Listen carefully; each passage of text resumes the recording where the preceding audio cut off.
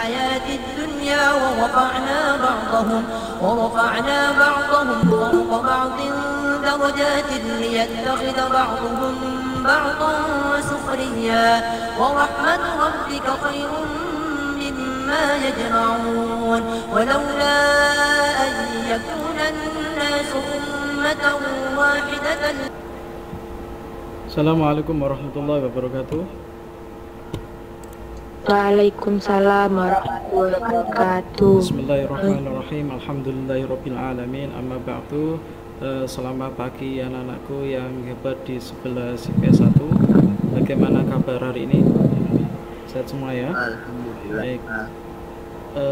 Kita awali perjumpaan PJJ kita untuk akidah akhlak kali ini dengan membaca suratul Fatihah dan doa pembuka majelis. Semoga apa yang akan kita kerjakan, apa yang akan kita pelajari senantiasa diridhoi Allah dan menjadi ilmu yang bermanfaat. Amin. Al-Fatihah. A'udzubillahi minasyaitonir rajim.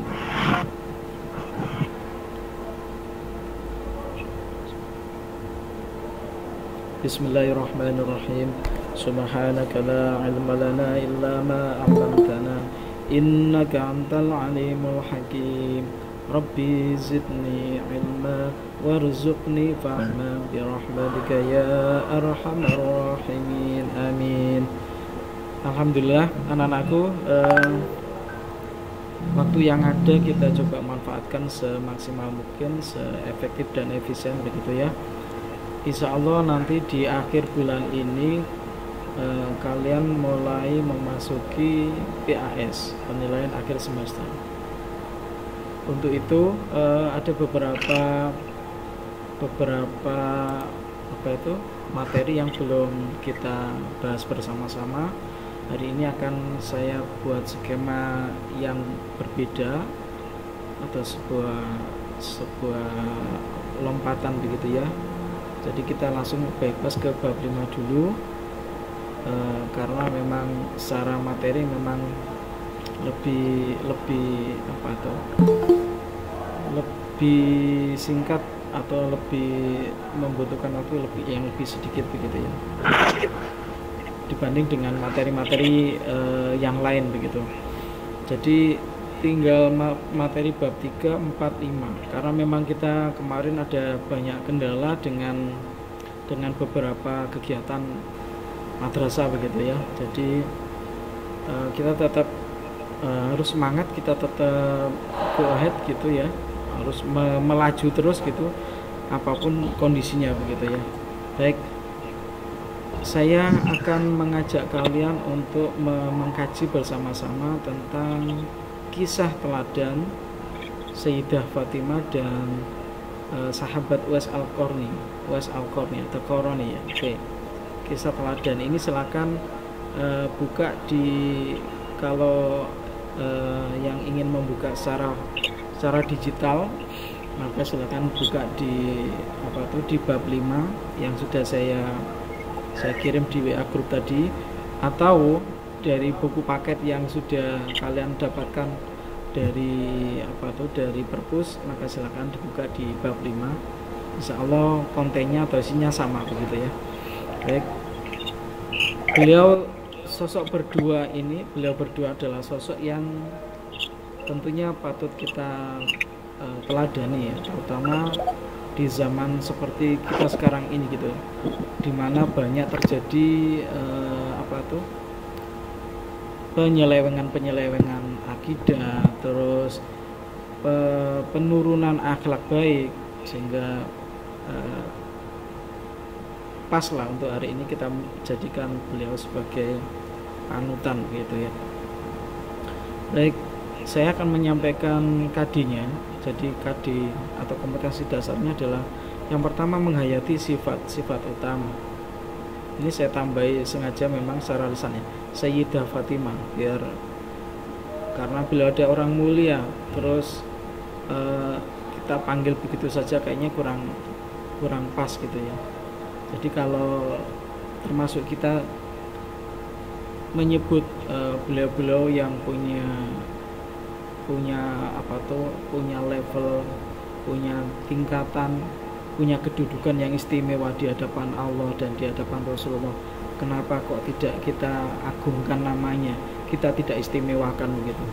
Biar sekali lagi biar kita punya adab, punya tata krama begitu ya. Jadi jangan sampai menjadi sebuah ledekan begitu ya. Sayyidah Fatimah Az-Zahra terus disebutannya Fatimah begitu. Kayaknya kurang bertata krama begitu.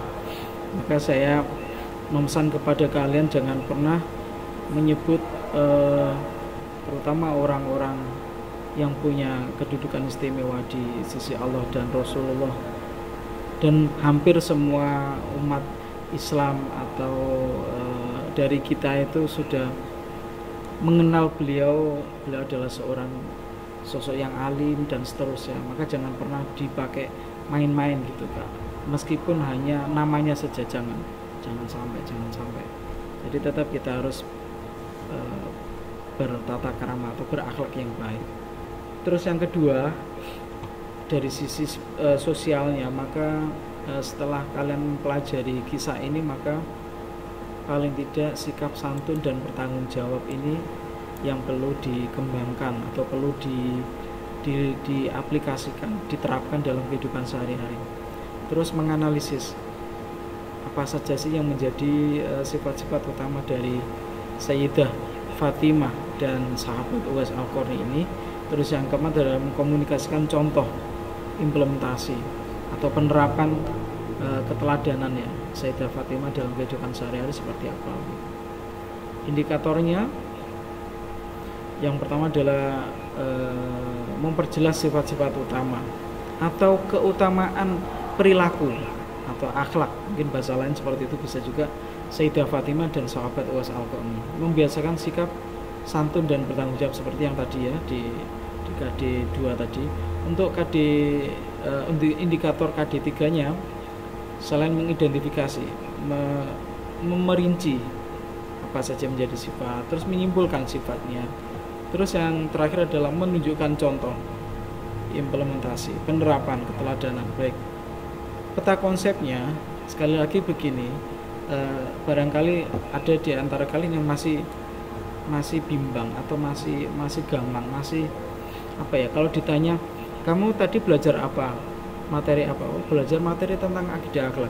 Apa yang dibahas? Kita kisah tentang teladan Sayyidah Fatimah dan sahabat Uwais Al-Qarni.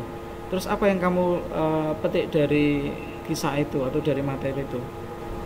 Lo nggak tahu atau bingung saya karena bahasanya terlalu banyak. Nah, paling tidak peta konsep ini membantu kalian untuk mempermudah itu. Saya kira di buku-buku yang lain, di mapel yang lain, mapel apapun itu pasti ada yang namanya peta konsep. Pak, kalau tidak ada Pak, contohnya kalau di LKS itu nggak ada Pak. Ya memang LKS itu sebenarnya kan lembar kerja siswa, isinya memang latihan-latihan kalau di LKS itu. Kalau dari materi saya kira tidak seperti yang ada di buku paket atau di buku referensi yang lain. Kalau nggak ada, maka bisa juga kalian buat semacam ini peta konsep, sehingga nanti memudahkan kalian untuk memahami atau memaknai dari apa yang sudah atau yang akan dipelajari di materi itu. Sehingga kalau dari ini aja misalkan kita baca peta konsep ini, kira-kira teladan utamanya Sayyidah Fatimah sudah kebaca ya. Rendah hati, terus taat kepada suami, bersahaja. Apa bersahaja itu? Ada yang tahu bersahaja? Istilah lainnya? Ramah. Apa? Ramah. Oke. Ada yang lain? Orang itu sangat bersahaja sekali dalam kehidupannya, sehingga dia tidak bergelimang harta dan seterusnya. Bersahaja itu sederhana gitu ya. Sesederhana gitu ya. Sehingga meskipun mereka punya kemampuan untuk memenuhi kebutuhannya yang lebih, tapi tetap bersahaja. Misalkan ada kalimat seperti itu. Nah, ini yang dicontohkan Sayyidah Fatimah, teladannya adalah Selain rendah hati, tawadhu. Berarti di sini rendah hati atau tawadhu. Kalau digarisbawahi lagi berarti tidak menyombongkan diri. Terus berarti tidak mengakukan diri. Mengakukan diri kan kadang ada yang orang yang aku ini loh gitu ya. Padahal anak Pak RT kadang itu belagai luar biasa gitu. Aku lah anak Pak RT, aku lho sing bapakku lho sing kuasa nggih wilayah iki. Maka aku lho ono fasilitas. Ada yang mungkin seperti itu. Tapi sekali lagi Sayyidah Fatimah ini punya kerendahan hati, taat kepada suami. Pak, kalau kita yang tidak ada, yang belum ada suami hari ini seperti apa Pak? Yo, ini bagian dari bekal pelajaran kalian untuk nanti menjadi istri-istri yang baik. Lah kalau Pak, yang kita yang laki-laki Pak, yo berarti nanti ajari istrimu, didik istrimu seperti punya akhlak seperti Sayyidah Fatimah begitu. Jadi ngono rek, belajar itu bisa kena semuanya begitu. Samanya dengan begini di di kalian yang perempuan itu atau yang kaum hawa itu kan ada tentang fikih wanita. Misalkan ada tentang bahasan tentang haid, nifas, wilada, terus dan istihadah, misalkan seperti itu. Untuk yang wanita ya wajib, maksudnya gali temen ilmunya, bener-bener cari ilmunya. Kalau nggak bisa hari ini tetap belajar begitu ya, karena itu bagian dari kehidupan Anda nantinya. Terus yang laki-laki, loh Pak, kita kan nggak mengalami hal itu Pak, terus kita nggak belajar. Yoga tetap pelajari. Barangkali nanti istri kamu belum cakap di hal itu, maka kamu yang akan mengajari, ngono ya. Jadi tetap semuanya ada aspek pentingnya begitu. Maka tidak ada ilmu yang itu semuanya sia-sia. Pak, untuk apa Pak saya belajar geografi Pak? Saya kan anak IPS Pak. Belajar geografi, belajar sejarah, belajar ekonomi. Suatu ketika nanti pasti akan ilmu kamu itu, ketika ilmu kamu memang kamu hormati, maka dia akan hadir sesuai dengan waktunya, sesuai dengan situasi. Ketika kamu memang benar-benar butuh itu gitu ya. Sehingga mulai sekarang perilaku kita, termasuk Anda dengan ilmu itu, ya ilmunya itu ya dihormati. Orang yang menyampaikan ilmunya itu juga harus lebih dihormati. Sampai guru masih ya, meskipun kalian tidak begitu suka dengan cara beliau mengajar dan seterusnya, tetap aja bangun sebuah akhlak yang baik bahwa ini adalah guru saya yang menyampaikan ilmu yang suatu ketika ilmu ini akan berguna bagi saya. Yakinlah seperti itu, sehingga semuanya akan berjalan begitu ya. Jadi jangan pernah merasa percuma Pak, saya anak IPS tapi saya sebenarnya nggak suka IPS, saya belajar geografi loh ya ala kadari gitu aja dan seterusnya, tidak serius banget gitu. Jangan ya, kalau bisa mulai dari sekarang dirubah itu, karena waktu itu akan terus berjalan, tidak akan mundur tapi terus maju. Nanti kalau waktu yang ada ini kita buat sia-sia atau tidak kita manfaatkan dengan sebaiknya, maka ya nanti kita merugi pasti. Terus yang kedua, sosok yang kedua adalah sahabat Uwais Al-Qarni. Ada yang menyebutkan koroni, ada yang seperti itu, tapi bukan corona ya. Jadi jangan dipelesetkan gitu. Sekali lagi, terhadap nama-nama beliau yang punya kedudukan istimewa di sisi Allah, di hadapan Rasulullah, jangan pernah kita buat macam-macam. Meskipun niatnya Pak itu selingan aja Pak, biar suasana rame Pak dan seterusnya, biar suasana menjadi cair. Jangan, karena itu bagian dari akhlak kita. Begitu ya. Ini secara peta konsep, beliau punya sifat jujur, terus tetap juga sederhana atau bersahaja, terus mandiri. Apa mandiri itu?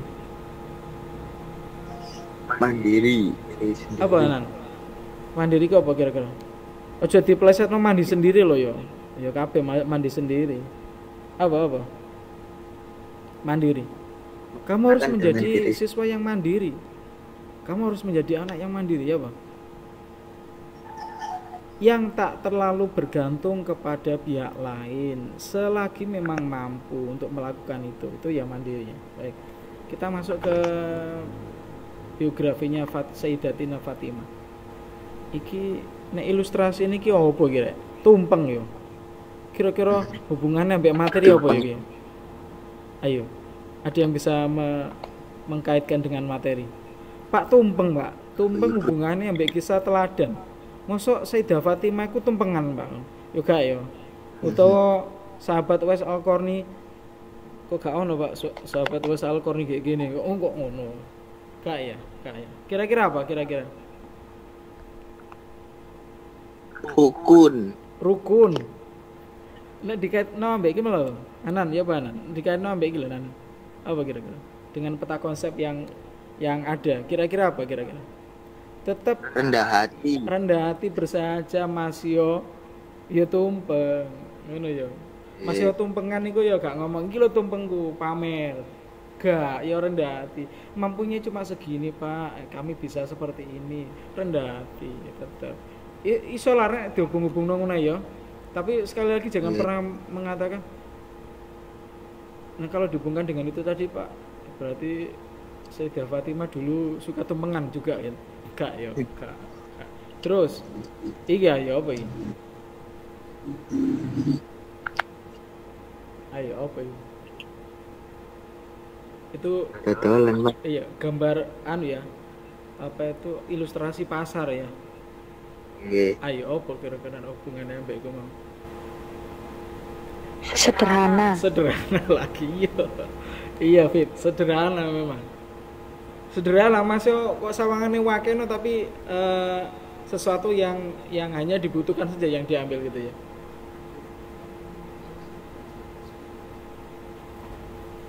Satu paket ambil. Satu paket. Oke. Jadi sekali lagi ilustrasinya seperti itu. Ya. Dan lagi mungkin ada yang punya pendapat selain itu, tapi yang jelas memang bagian dari apa bahasanya dari apa tuh sebuah gambar itu mewakili sekian. Kayaknya agak jauh. Itu Mas. Apa atas ini? Atas ya? Mas Fian, ya kan? Ada aula atas Mas. Ya kalau atas agak dekat. Baik, pertanyaan saya begini. Kalau tadi clue-nya Sayyidah Fatimah adalah salah satu dari putrinya Rasulullah. Ini kalau dinasabkan berarti Sayyidah Fatimah binti Muhammad bin Abdullah bin Abdul Muthalib. Ya. Kalau enggak mana ono sing ngapal enggak? Dugure Abdul Muthalib sapa? Ayo. Karena berarti rada ono sing kurang kan ya. Kalau ditanya hari ini kita cinta dengan Rasulullah, pasti semuanya dengan serta-merta ngomong ya pasti cinta, Pak. Pastilah cinta, Pak. Buktinya apa? Salah satunya saya suka sholawat, Pak. Setiap hari saya membaca sholawat. Oh, bagus, luar biasa. Terus saya membaca kisah-kisah atau riwayat hidupnya Rasulullah, Pak. Wah, sip itu. Nah, ini adalah salah satu bagian kita untuk menabung cinta kita kepada Rasulullah. Nek rada dipuitisno jadi menabung cinta. Berarti kita aslinya kan sedurung cinta beneran kepada Rasulullah. Nyatanya kan kalau kita melakukan kesunahan yang dicontohkan Rasulullah, apa yang kita lakukan, kita kadang itu tebang bilir, kadang itu sunnah iki ono kaitane ambe apa atau amalan-amalan atau zikir-zikir nanti yang ada hubungannya dengan sesuatu yang akan kita inginkan atau sesuatu yang menjadi hajat kita, maka wirid itu yang dipen misal dapat amalan sholawat wacan sholawat iki ping 1000 sekali duduk nanti hajatmu akan tercapai. Kadang adewe masih mengingat itu, aku duwe hajat, wah aku tak maca sholawat ping 1000 dan seterusnya seperti itu. Kita masih berhenti di situ ya. Jadi ada model-model seperti itu. Makanya hari ini kalau ditanya betulan kita cinta kepada Rasulullah itu kayaknya masih kurang gitu ya. Setiap hari harus kita kita naikkan derajat cinta kita kepada Rasulullah. Salah satunya juga selain dengan mengikuti sunnahnya, membaca sholawat kepadanya, membaca sirah atau sejarah hidupnya. Nah, ini adalah salah satu bagian dari itu ya. Putra putrinya Rasulullah ada berapa? 6. Hanan menyebutkan ada 6. Yang lain? Itu 2. 9. Ayo, ada yang lain yang punya pendapat yang lain? Baik, saya belum mengatakan benar atau salah, tapi kita tampung aja dulu. Hanan punya apa tuh jawaban putra putrinya Rasulullah itu ada 6. Bisa jadi 6 itu 2 lagi 7, Pak. 7. Oh, mundak mana nang? Gak songo ta nang? 7. Ayo 7. 7 ini komposisinya berapa? Putranya berapa? Putrinya berapa?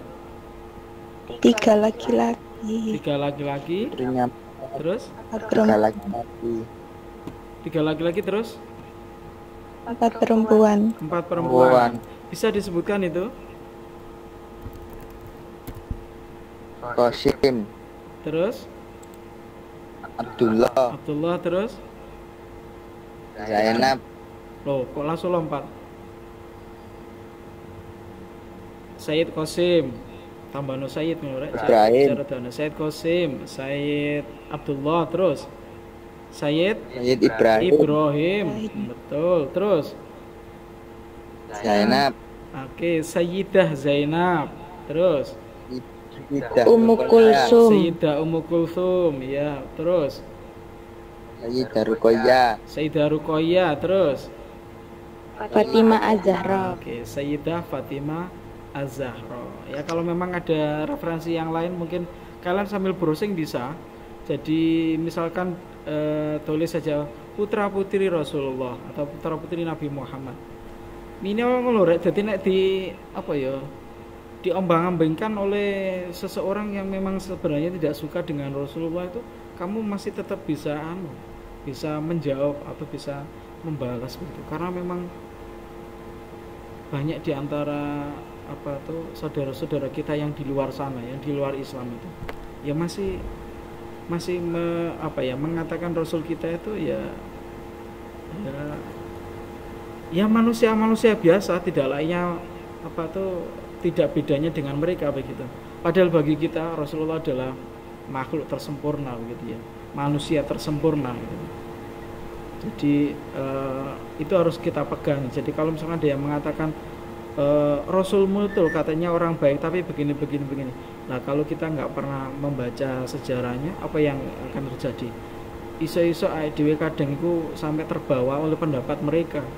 Loh iya, ayo nabimu kula katanya orang baik. Iya baik, tapi kenapa kok istrinya lebih dari 1? Ayo, nek gak iso jawab dengan logika atau dengan berdasarkan referensi atau sumber-sumber yang ada, apa yang akan kamu lakukan? Pastinya kamu akan rada kepikiran iya ya, kenapa ya seperti itu. Maka kalau itu terjadi pada kita, berarti kita belum sepenuhnya kenal dengan Rasulullah, belum sepenuhnya cinta dengan Rasulullah. Sama dengan kalau kita mengidolakan seseorang itu loh, Rek. Bahkan sampai dia lahirnya di mana, terus dia punya kegemaran seperti apa, nomor sepatunya berapa, gaya rambutnya seperti apa hari ini, semua kita copy, semua kita cari tahu. Nah, terhadap Nabi kita loh, Nabi kita tuh hambanya Allah yang terpilih, yang luar biasa, yang istimewa, yang nantinya akan kita mintai syafaat pertolongan di yaumul kiamah. Yo itu kok malah gak digatekno ya apa rek. Berarti kita coba koreksi diri kita masing-masing ya, sehingga biar tidak seperti orang yang bahasanya, orang yang tidak tahu sejarah sama sekali, bahaya banget itu. Karena ini lagi keluar angkasa. Nggih. Ya wes, angkasa untuk mencintai Rasulullah. Baik. Jadi Sayyidah Fatimah itu ya selain punya kecantikan, berarti punya fisik. Alkisah disampaikan bahwa Sayyidah Fatimah itu fisiknya itu mendekati atau mirip yang sangat mirip dengan Rasulullah gitu. Rasulullah kalau kita baca yang ada di Barzanji, yang ada di kitab Tiba, itu betapa sempurnanya secara fisik. Kalau ngomong fisik berarti, kalau ngomong yang lainnya juga sempurna gitu. Kita coba bahas dari sisi fisiknya aja, gambarnya segitu sempurnanya begitu. Sayyidah Fatimah juga seperti itu. Kecerdasannya juga luar biasa. Maka salah satu putri Rasulullah yang memang punya kedudukan istimewa di hadapan Rasulullah, di sisi Rasulullah adalah Sayyidah Fatimah gitu ya. Jadi sampai-sampai dikisahkan Rasulullah itu hendak kemana begitu, misalkan hendak perang untuk menegakkan agama Islam atau menyebarkan Islam, terus balik atau kembali dari perang itu, yang dikunjungi yang pertama adalah rumahnya Sayyidah Fatimah gitu ya. Terus hampir setiap hari Rasulullah itu datang ke rumahnya Sayyidah Fatimah itu tidak kurang dari dua kali. Tempat duduknya Rasulullah yang tidak pernah diduduki oleh siapapun kecuali Rasulullah. Andai ketika itu Sayyidah Fatimah datang ke rumahnya Rasulullah, maka kursinya Rasulullah atau tempat duduknya Rasulullah itu dipersilakan atau disampaikan untuk diduduki oleh Sayyidah Fatimah. Betapa sayangnya Rasulullah kepada beliau begitu ya. Suatu ketika ada Rasulullah sedang berdiskusi atau sedang memberikan pencerahan kepada para sahabat. Ketika itu Rasulullah nangis dengan sejadi-jadinya begitu ya. Para sahabat mencoba menenangkan beliau, tapi tidak satupun dari mereka berhasil untuk menenangkan beliau, meredakan nangisnya beliau. Akhirnya Sayyidina Abu Bakar menyampaikan kepada yang lain, coba panggil aja Sayyidah Fatimah, panggil aja Fatimah binti Rasul untuk hadir ke sini biar atau agar beliau reda nangisnya gitu ya. Ternyata dijemput oleh sahabat Abdurrahman bin Auf. Akhirnya Sayyidah Fatimah datang ke majelisnya Rasulullah di masjid itu. Apa yang terjadi di sana? Para sahabat berteriak, mengucap kalimat takbir Allahu Akbar. Karena yang pertama para sahabat itu tak pernah sekalipun gitu ya, melihat atau berjumpa dengan Sayyidah Fatimah, hanya ketika itu. Terus yang kedua, yang membuat mereka takbir yang kedua kalinya, mereka merasa pilu, merasa enggak tega, merasa ya Allah, mesake gitu ya, seakan banget gitu ya. Karena apa? Melihat baju yang dipakai Sayyidah Fatimah itu tambalannya lebih dari satu. Wakilah disampaikan, dikisahkan itu tambalannya itu sekitar 20 jahitan, 20 tambalan. Ya Allah, betapa sederhananya seperti itu. Mereka merasa, ya Allah, ini putrinya Rasulullah, putrinya kekasihnya Allah, putrinya pemimpin atau presiden kalau kita ibaratkan hari ini. Tampangnya seperti itu, atau penampilannya seperti itu. Bukan tampangnya, mohon maaf, penampilan dari bajunya seperti itu. Kita saja coba, wis saiki mengaku apa tidak, kalau misalkan suatu ketika kita keluar dari rumah dalam rangka untuk menghadiri sebuah undangan gitu, terus baju kita sobeknya misalkan ya nggak terlalu lebar, tapi intinya sobek, kita gitu aja nggak pede, iya apa tidak? Wong sobek cuma setengah senti atau nggak sampai 1 senti, bahkan juga posisinya itu ketutupan oleh bagian yang lain. Gitu aja kita masih melakukan aktivitas di kegiatan itu merasa canggung gitu. Kating ini rodok sungkan, kating rodok sungkan. Bandingkan dengan apa yang dikerjakan oleh Sayyidah Fatimah tadi. Datang di di forumnya Rasulullah. Tentunya banyak yang melihat gitu. Yang melihat bukan juga orang sembarangan, para pecintanya Rasulullah, para pengikutnya Rasulullah yang setia. Gitu loh, Rek. Ya, tetap nggak ada ceritanya saya malu, enggak. Tapi yang terjadi seperti itu, Masya Allah, betapa sederhananya, kata kuncinya betapa bersahajanya beliau gitu ya. Sehingga Sayyidah Fatimah datang, Rasulullah akhirnya menjadi tenang, reda dari nangisnya. Setelah ditanya, wahai Rasul, kenapa engkau tadi sampai nangis seperti itu? Rasulullah menyampaikan bahwa aku baru mendapat wahyu ayat Al-Quran yang intinya tidak ada satupun di antara umatku nanti yang tidak akan melalui Shiratal Mustaqim, melalui jembatan yang di atasnya neraka jahanam. Ya Allah, Rasulullah sangat sedih ketika itu. Jadi kesedihannya beliau itu tak satupun dari kita nanti yang tidak akan melewati itu. Berarti bahasa lain adalah semua dari kita, semua dari umatnya Rasulullah akan melewati apa yang dinamakan Shiratal Mustaqim itu. Itu tergantung dari amaliyah kita hari ini. Kalau amaliyah kita banyak baiknya, banyak yang diridhoi dan diterima oleh Allah, maka lapanglah jalan itu. Kalau tidak, semakin sempit ya, menyesuaikan dengan amaliyah kita gitu ya. Semakin banyak keburukan kita, maka semakin sempit pula juga jalan kita menuju ke surganya Allah. Yang di bawahnya itu sudah jelas ada neraka jahanam. Itu yang dikhawatirkan oleh Rasulullah, sehingga beliau nangis. Nangisnya Rasulullah akhirnya reda dengan datangnya Sayyidah Fatimah. Betapa Sayyidah Fatimah punya kedudukan yang istimewa di sisi Rasulullah, seperti itu. Baik, untuk julukan atau gelar istimewa Fatimah Az-Zahra yang cemerlang, Fatimah Al-Badul yang rupawan gitu ya, mungkin seperti itu. Enak ojo perawan kok saya kurang pas gitu ya, yang rupawan begitu aja. Yang khanis yang terpelihara atau hero yang suci. Ummul A'immah, ibu para imam.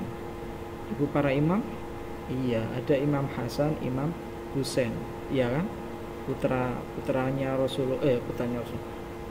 Sayyidah Fatimah dengan Sayyidina Ali. Ada Imam Hasan, Imam Husain, ada Hasan dan Husain. Sayyidah, pemuka yang mulia atau penghulu. Apa penghulu, Bro? Kenapa, Pak? Hah? Kenapa, Pak? Penghulu. Ini penghulu. Apa penghulu itu? Gawe ning ikan iku no, Pak. Lah, iya dalah. Anjay ini kok. Aja kebelet nikah lanang. Ada yang ngomong pegawai nikah iku lho ya. Tutu iku lak penghulu. Penghulu itu berarti yang awal, terdepan, pemimpin. Itu ya. Pemimpin atau penghulu yang mulia gitu. Memimpin siapa? Ini Nisaul Alamin, wanita sejagat. Wanita sejagat, Pak. Miss Universe enggak. Siapapun dari wanita dari kaum Hawa nanti yang akan masuk surga itu dipimpin oleh Sayyidah Fatimah, begitu.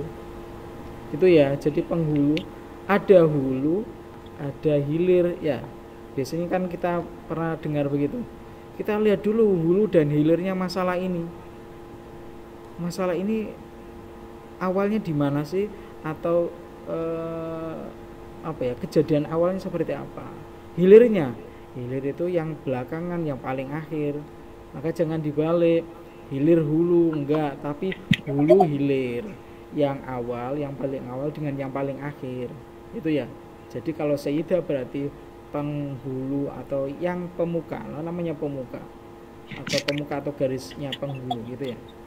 Baik, punya sekian julukan. Jadi kalau julukan yang lain Pak, ya bisa kita coba gali, sama-sama menggali. Saya juga berusaha menggali referensi yang lain yang itu menceritakan tentang kisahnya Sayyidah Fatimah dan tentunya Rasulullah, kehidupannya Rasulullah. Baik. Oke. Apa keutamaannya? Fatimah adalah bagian dariku. Ini masuk ke hadisnya Rasulullah, hadis riwayat Imam Bukhari. Kita tahu bahwa Imam Bukhari adalah periwayat hadis yang terkenal kesohihannya, terkenal bahwa hadis itu memang sahih, benar-benar dari Rasulullah, jadi tidak terputus sanadnya dan seterusnya. Fatimah adalah sebagian dariku, barang siapa ragu terhadapnya berarti ragu terhadapku, dan membohonginya adalah membohongiku. Ini kan berarti seperti yang saya sampaikan di awal, bahwa Sayyidah Fatimah adalah putri Rasulullah yang sangat mirip, yang mirip sekali dengan Rasulullah, baik secara akhlak, terus secara kejadian fisiknya atau sempurnanya fisiknya gitu ya. Rasulullah bersabda, tidakkah engkau senang jika engkau menjadi penghulu bagi wanita seluruh alam? Nah ini ya, ini kena diterjemahkan kaya anan mau ya apa, engkau menjadi penghulu bagi wanita. Loh, penghulu kali lagi menjadi pemuka bagi wanita seluruh alam. Baik, jadi nanti kalian yang para wanita nanti rencananya ingin masuk surga atau masuk neraka ini? Kalau pertanyaannya, jawabannya apa? Pastilah surga Pak gitu ya. Pasti. Meskipun kadang kita merasa kalau tasik dereng pantes Pak mlebu swarga, kula kada dosane, kada kesalahane ngeten gitu ya. Tapi tetap ada sebuah pengharapan akhir kalian pasti. Kita semualah, bukan hanya kalian yang wanita, pasti nggih masih belang-blonteng ngeten Pak nek basa wong Jawa. Nggih tetep nek disertaken nggih kesane mlebet swarga. Meskipun nanti tertunda sekian waktu ya. Misalkan kita harus mampir dulu ke neraka dulu misalkan. Ya enggak apa-apa, yang penting nanti terakhirnya di surga begitu ya. Pastilah. Wahai Fatimah, tidakkah engkau puas menjadi sayyidah, pemuka tadi atau pemimpin ya, dari wanita sedunia, menjadi wanita tertinggi dari semua wanita umat ini dan wanita mukmin? Berarti kan iya. Oke. Jadi ini ada kisah mana tuh? Rasulullah yang ketika itu mana ini? Oke, teladan di sini ya. Oke. Yang keempat, Rasulullah bersabda, tokoh penghuni surga adalah Khadijah bin Khuwailid, berarti istri Rasulullah. Terus Fatimah binti Muhammad, Maryam bin Imran, dan Asiyah, itu Aisyah ya, Asiyah binti Mazalim, istri Fir'aun. Asiyah. Maryam, pernah dengar Maryam? Imran, pernah dengar? Tentang surat Al-Imran. Iya. Tidak sadarkah kita? Saya coba mengajak kalian untuk mengingat di Al-Quran itu loh ada surat yang namanya surat Maryam. Iya apa tidak? Surat Maryam. Biasanya ini diamalkan bagi pasangan suami istri yang sedang diberikan karunia ya, atau barokah yang berupa calon bayi ya, yang mereka melazimkan atau mengistiqomahkan untuk membaca surat Maryam dengan harapan nanti punya akhlak, punya garis kehidupannya yang seperti Sayyidah Maryam. Nah, kisahnya harus kalian galiin. Binti Imran, ada surat Ali Imran, salah satu surat yang punya jumlah ayatnya yang juga luar biasa banyak. Oke. Maka kembali lagi kita harus menggali. Jadi kita harus belajar lagi dari kitab kita sendiri begitu, bukan dari katanya orang lain begitu. Maryam, kalau di luar sana itu dikenal dengan Bunda Maria. Terus kalau ya tentunya ini kalian sudah bisa menebak arahnya pembicaraannya kemana kalau sudah menggunakan Bunda Maria dan seterusnya begitu ya. Kalau kita tetap yakin bahwa Sayyidah Maryam binti Imran itu adalah wanita suci, wanita yang termaktub, yang tertulis, yang dikisahkan di dalam Al-Quran, yang itu terhindar dari apa yang dituduhkan oleh mereka di luar sana, yang tidak gitu ya. Baik, sekarang teladannya apa? Teladannya adalah bahwa kehidupan rumah tangga Fatimah itu, Sayyidah Fatimah itu sangatlah saja, sangatlah sederhana. Mungkin bisa diringkas, Sayyidah Fatimah hidup rumah tangganya adalah bersahaja, sangat sederhana. Bahkan sering mengalami kekurangan loh itu loh. Sederhana tidak berhenti sampai di situ, maka ada yang namanya kekurangan, sehingga beberapa kali harus menggadaikan barang. Masya Allah, iki anak presiden, dibaratkan hari ini tuh anaknya presiden, anaknya seseorang yang punya kekuasaan. Tapi apa yang terjadi? Beliau hidupnya aja sangat sederhana, sering kekurangan, sering menggadaikan barang untuk membeli makan. Masya Allah, sampai kerudungnya loh digadekno. Allah ya. Terus yang kedua, Sayyidah Fatimah itu sosok putri yang sangat disayang oleh orang tuanya, yaitu disayang oleh Kanjeng Nabi kita, Kanjeng Nabi Muhammad, yang ketika itu Nabi kita sedang mengalami sakit yang agak lumayan parah begitu. Sayyidah Fatimah dibisiki yang pertama, maka dia nangis dengan sejadi-jadinya gitu. Karena apa yang dibisikkan oleh Rasulullah? Yang pertama adalah bahwa tidak lama lagi ini ya, kemudian tak lama lagi ayahnya akan meninggal.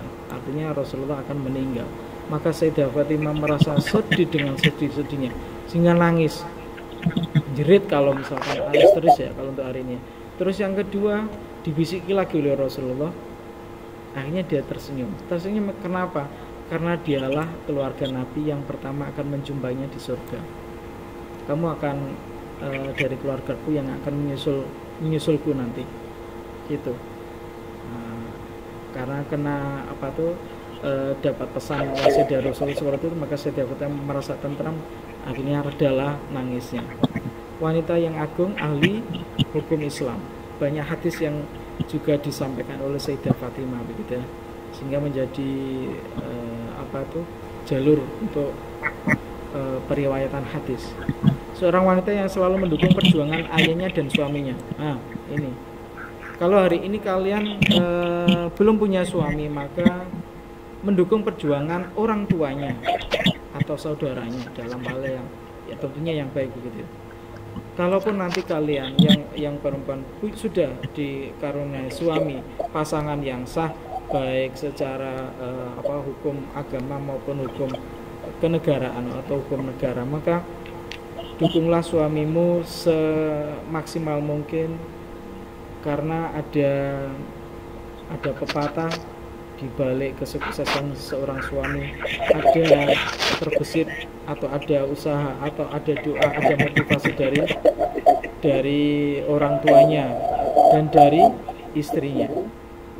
Kalau suami, di balik kesuksesan suami itu sebenarnya ada juga terbesit, ada motivasi, ada doa yang itu disampaikan oleh orang tuanya dan jeripaya atau dukungan dari istri setia, seperti itu. Maka saya berpesan kepada kalian, nanti kalau sudah waktunya sekali lagi, kalau sudah waktunya, maka yang perempuan, maka dukunglah perjuangan suamimu, apalagi suamimu berada dalam jalur yang benar, jalur untuk memperjuangkan Islam dan seterusnya, maka dukunglah dengan sepenuhnya. Begitu juga sebaliknya, kalau yang laki-laki maka ajarilah istrimu sehingga mempunyai sifat-sifat, mempunyai akhlak seperti yang dicontohkan Sayyidah Fatimah, gitu ya. Walaupun anak seorang yang sangat disegani, Fatimah tidak pernah sombong. Sayyidah Fatimah tak pernah sombong. Berarti rendah hati, gitu ya, bahasanya rendah hati.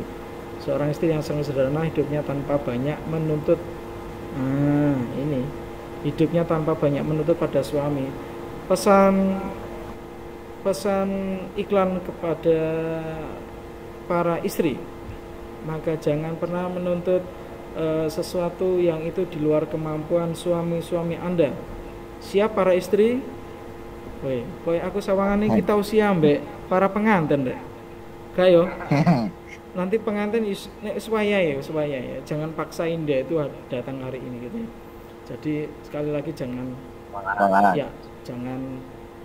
paksa Indah itu hadir hari ini. Indah biar nanti datang pada waktunya. Suami-suami, ajarilah istri-istri kalian untuk mencintai Rasulullah dan para keluarganya Rasulullah dan para keturunannya Rasulullah. Termasuk keturunannya di situ ada keturunan secara nasab, ada keturunan yang dimaksud adalah penerus dari ajarannya Rasulullah, yaitu para habaib, para ulama. Ajari seperti itu istri-istri Anda sehingga istri Anda tidak punya kesempatan, tidak punya sebuah permintaan atau beberapa ajuan yang itu memberatkan Anda sebagai seorang suami. Sanggup ya, insyaallah sanggup ya. Baik, yang terakhir adalah sahabat Uwais Al-Qarni. Uwais Al-Qarni ini dituturkan oleh Rasulullah ini ya, Uwais, atau kalau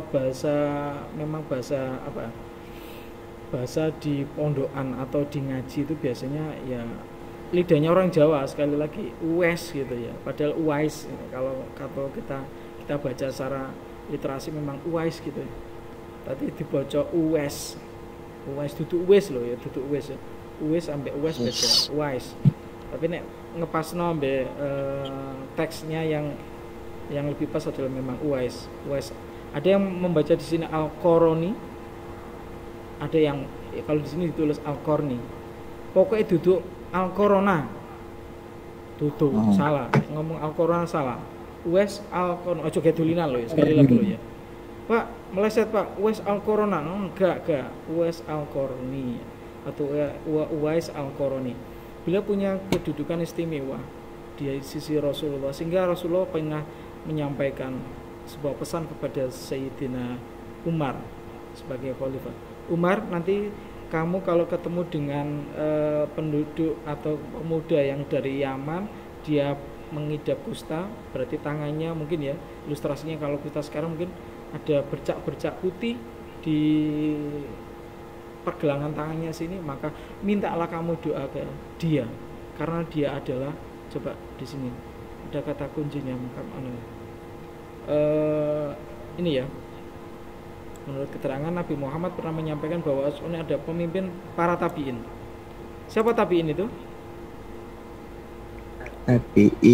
Tabiin itu generasi setelah sahabat, atau kalau bahasa lain orang Islam, orang yang memeluk agama Islam, yang hidup semasa dengan para sahabat, mengikuti jejaknya para sahabat, mendukung perjuangannya para sahabat, begitu ya. Setelah Rasulullah turunnya kan kepada para sahabat. Sahabat itu siapa? Berarti ya pengikutnya Rasulullah yang hidupnya sezaman dengan Rasulullah, mengikuti perjuangannya Rasulullah, membantu perjuangannya Rasulullah. Atau bahasa lain, muridnya Rasulullah langsung gitu ya. Berarti kan di bawahnya Rasulullah langsung. Nah, di bawahnya sahabat yaitu para tabiin. Bawahnya lagi tabiut tabiin. Bawahnya lagi tabiut tabiin. Bawahnya lagi terus sampai kepada kita salafus saleh. Maka seperti itu. Atau para ulama gitu ya. Oke, jika kamu bertemu bisa meminta kepadanya untuk memohonkan ampun, maka mohonlah ampun. Dah, oke. Jadi kita coba teladan yang diberikan, yang dicontohkan oleh Uwais Al-Qarni adalah sosok pribadi yang sangat sederhana. hidupnya tidak bergelimang harta. Ujian hidup, contoh tadi diberikan ujian berupa penyakit kusta, penyakit kulit, tapi beliau tetap merasa ikhlas gitu ya, menerima apa dengan tidak meninggalkan usaha untuk berikhtiar terus begitu ya. Terus sangat hormat dan taat kepada ibunya. Diilustrasikan bahwa ibunya itu digendong gitu ya, seperti itu. Ada yang menyampaikan sahabat Uwais ini menggendong ibunya sampai ke Mekah begitu ya, untuk menjalankan ibadah. Betapa luar biasanya begitu. Maka Sayyidina Umar yang begitu saja, yang punya punya kedekatan dengan Rasulullah saja, masih disuruh atau diperintahkan oleh Rasulullah, mintalah kamu doa kepada Uwais Al-Qarni karena dia adalah pemimpin para tabi'in. Betapa luar biasanya, betapa istimewanya sahabat atau tabi'in Uwais Al-Qarni ini di sisi Rasulullah. Maka kita sedapat mungkin harus mencontoh apa yang menjadi teladan beliau.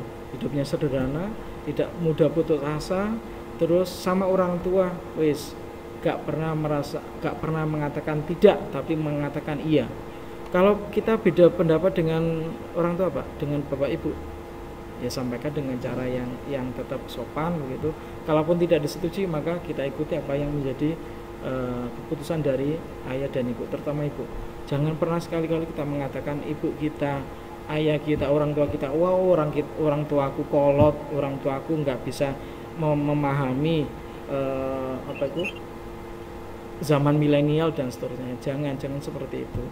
Bisa jadi karena memang beliau menyampaikan pemikiran atau pendapat seperti itu yang berbeda dengan kalian, karena memang pada zaman dulu tidak ada seperti itu. Maka tetap sampaikan dengan cara yang baik. Jangan pernah sekali-kali mengatakan, apalagi mengatakan bodoh. Mengatakan saja nggak boleh kan, mengatakan aja nggak boleh. Apalagi ibu itu kolot, ibu itu bodoh, ibu itu wah ya Allah, naudzubillah. Zaman saiki luar biasa rek bobrok rek. Ada yang sampai membunuh orang tuanya, ya Allah, menyingkirkan orang tuanya dari rumahnya karena dianggap menjadi beban rumah tangga dan seterusnya. Ya Allah, jangan sampai anak-anakku yang diadai IPS 1 ini jangan sampai seperti itu. Maka marilah mulai hari ini kita coba perbaiki diri kita biar kita menjadi hamba Allah yang senantiasa diridhoi oleh Allah, dicintai oleh Rasulullah gitu ya. Terima kasih anak-anakku yang hebat. Jangan lupa silakan konfirmasi kehadiran di classroom kalian. Kalau sekiranya ada sesuatu yang perlu dibahas lebih lanjut terkait dari materi yang hari ini kita bahas, berarti sedianya saya ingin langsung dari bab 5 ke bab 3, tapi sepertinya waktunya nggak cukup karena sudah 9 lebih. Maka saya cukupkan sekian dulu, nanti insya Allah kita sambung di lain kesempatan dengan tetap semangat untuk menjadi insan yang lebih baik dari sebelumnya. Kira-kira seperti itu ya. Terima kasih atas segala atensi, segala perhatiannya. Mohon maaf atas segala kekurangan. Kita tutup dengan hamdalah dan kafaratul majelis bersama-sama. Alhamdulillahirabbil alamin. Subhanakallahumma wa bihamdika asyhadu an la ilaha illa anta astaghfiruka wa atubu ilaik. Terima kasih anakku yang hebat. Sampai waktu-waktu. Assalamualaikum warahmatullahi wabarakatuh. Waalaikumsalam warahmatullahi wabarakatuh.